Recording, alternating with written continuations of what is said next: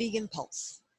I am your host, Nancy Arenas. And today with me, I have a wonderful person who I have had the opportunity to work with, Carlyn Montes de Oca.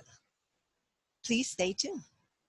Hi, Carlyn. How are you? I'm doing very well. Thanks for having me on your show. Thank you for being here. Now, I want to get started by asking you a little bit about yourself. Like, tell me how many years you've been vegan, where do you live, and a little bit about what you do. Sure. Well, I've been vegan since 2011. So it's, I'm very bad at math. I think that's 9 years or so. And I live right outside of Santa Fe. There's an area called El Dorado. We've lived here for 2 years. I live here with my husband, and I'm originally from California. I'm a California girl. And we came here 2 years ago, and we love it. We never thought we'd love anywhere as much as we've loved California, but oh my God, we love the look of it, the people, the outdoors. I mean, there's just so much to love here. So that's where we live now, and I'm an author. I'm also an international speaker, and I'm an animal advocate. So I'm very involved in those things. Those are the things that give my life a lot of meaning. And I believe that you were also voted the sexiest vegan over 50 by people. Actually, it was the sexiest vegetarian over 50. That was for PETA. Okay. And that was back in 2011. That was actually when I made my transition from vegetarian to vegan. Okay. And at that time, it was sexiest vegetarian. Now it's sexiest vegan, but I am a vegan. And so that was really cool and really fun.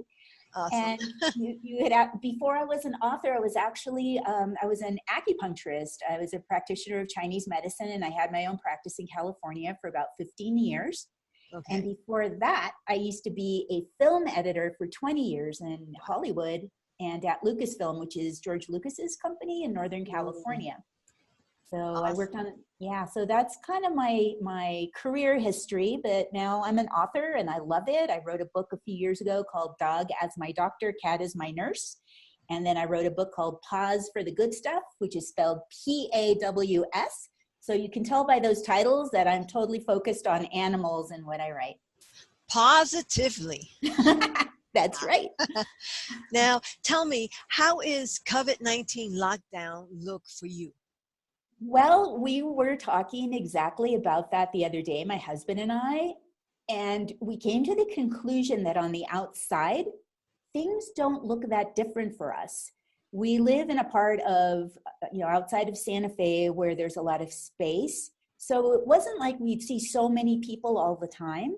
So that looks the same. We still hike early in the mornings, observing social distance, and that still looks the same. So I would say externally, okay, the grocery shopping thing, my husband used to do it all the time, several times a week, and now it's once a week, and I do it because I'm younger, and I feel that he's 10 years older, and he's really in that risk factor, so I don't want him exposed to it. But I would say what's really changed is the internal. I think like everybody, I've experienced some anxiousness around it, some concern, some wondering where this is all going.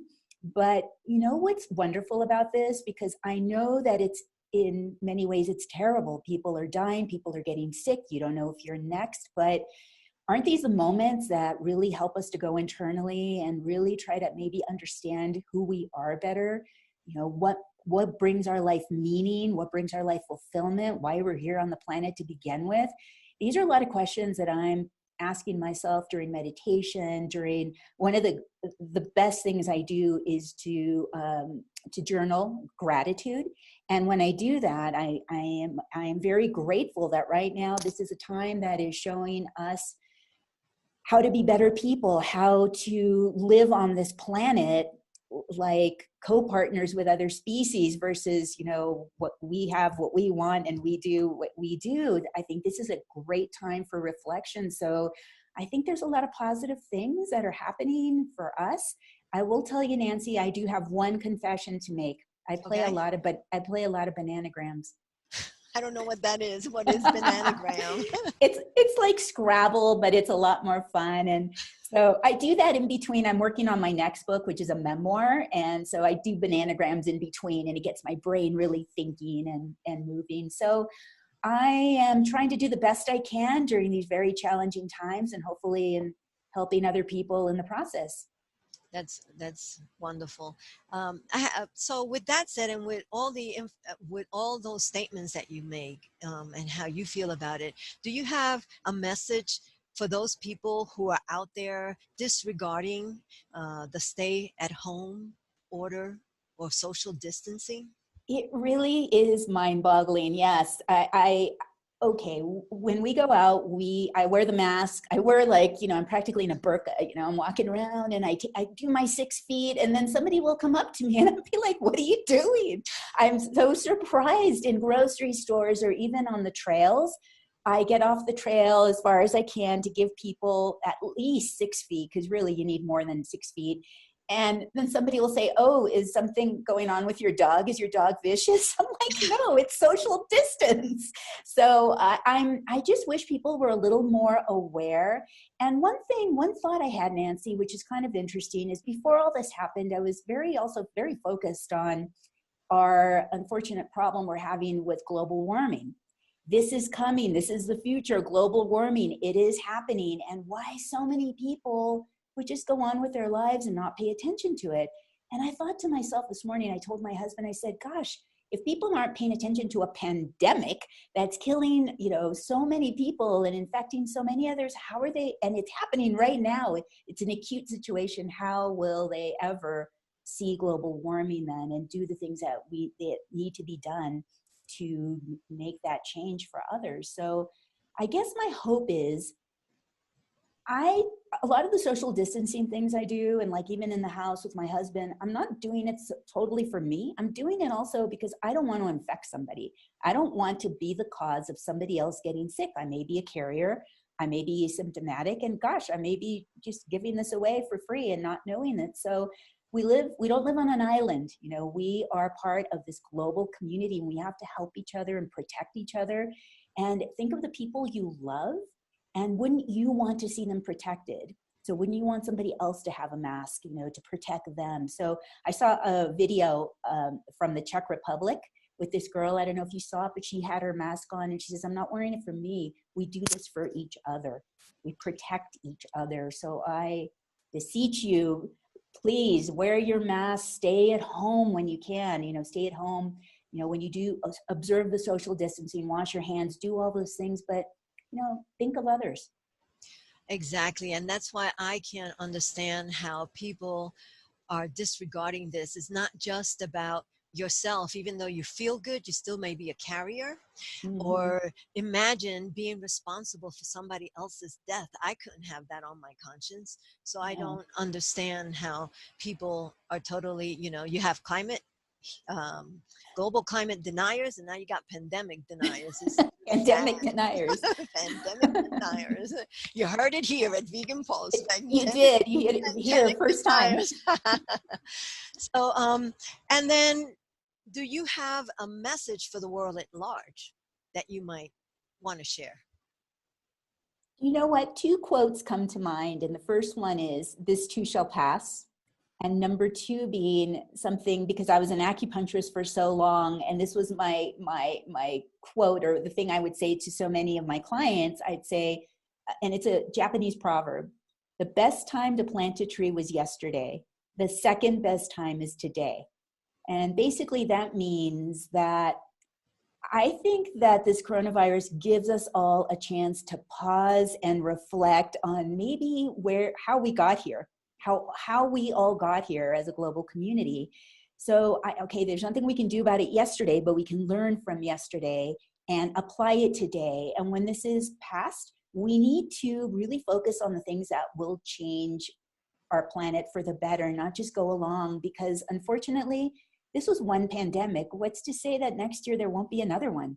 I mean, there's nothing at this moment unless we kind of work with the idea of prevention. And so therefore, I encourage people right now, we talk a lot about the immune system.